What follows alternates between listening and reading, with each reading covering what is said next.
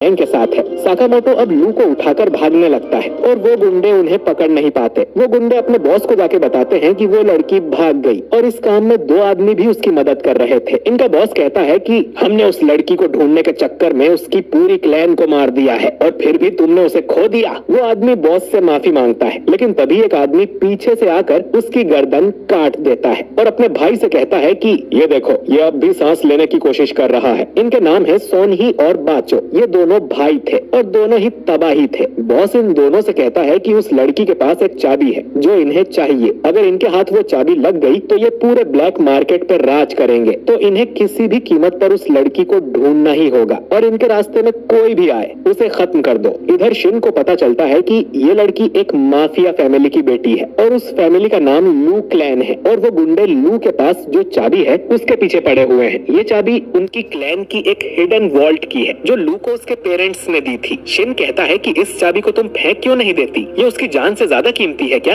लू कहती है कि उसके मॉम और डैड इस चाबी को प्रोटेक्ट करने में मारे गए हैं, तो अगर ये चाबी उसने गुंडों को दे दी तो ये ऊपर जाकर अपने पेरेंट्स को क्या मुंह दिखाएगी। लू कहती है कि ये तुम लोगों की प्रॉब्लम नहीं है और वो यहाँ से जाने लगती है। साकामोटो अब लू से पूछता है कि क्या उसे बंस बनाने आते हैं। लू कहती है कि डैड ने उसे सिखाया था। शिन साकामोटो से कहता है कि हमें इस झमेले में नहीं पड़ना चाहिए, ये लड़की उसे ठीक नहीं लग रही। साकामोटो कहता है कि आज की शॉपिंग यहीं कैंसिल करते हैं, हमें इस लड़की को प्रोटेक्ट करना है और अगर ये जिंदा घर पहुंच गए तो लू को इनके लिए बंस बनाने होंगे। लू कुछ बोल पाती उससे पहले ही बाचो वहां आके साकामोटो के मुंह पर जोर से लात मारता है, जिससे वो एक बिल्डिंग के अंदर जा गिरता है। ये लोग बातें कर रहे थे और इतनी देर में ही ये दोनों गुंडे यहाँ आ गए। लू शिन को बताती है कि ये दोनों जुड़वा भाई हैं और हिटमैन हैं। ये बहुत ज्यादा पैसे चार्ज करते हैं लेकिन कभी अपने टारगेट को जिंदा नहीं छोड़ते। ये सीरियल किलर्स हैं जिन्हें लोगों को मारने में मजा आता है। ये लोग सनकी हैं और अपने विक्टिम्स का सिर काट के उनका स्केच बनाना इनकी हॉबी है। बाचो ये सुनकर बोलता है कि हम तो फेमस हो गए, जिस पर सोन ही कहता है कि हम हिटमैन हैं, लोगों को हमारे बारे में ज्यादा पता नहीं होना चाहिए। शिन तभी सोन ही को मारने आता है, लेकिन सोन ही उसका हाथ पकड़ लेता है और पूछता है कि तुम गुस्सा हो क्या कि हमने तुम्हारे दोस्त को मार डाला। शिन अब कहता है कि तुम्हें लगता है कि वो मर गया, तुम कितने बुद्धू हो, कोई नौसिखिया हिटमैन ही होगा जिसे साकामोटो के बारे में नहीं पता है। बाचो अब लू के पीछे जाता है और उसे मारने की कोशिश करता है, लेकिन साकामोटो यहाँ आकर एक मुक्के में उसे सुला देता है, जिससे उनके नीचे की छत टूट जाती है। सोन ही साकामोटो से पूछता है कि तुम कौन हो, जिस पर साकामोटो बोलता है कि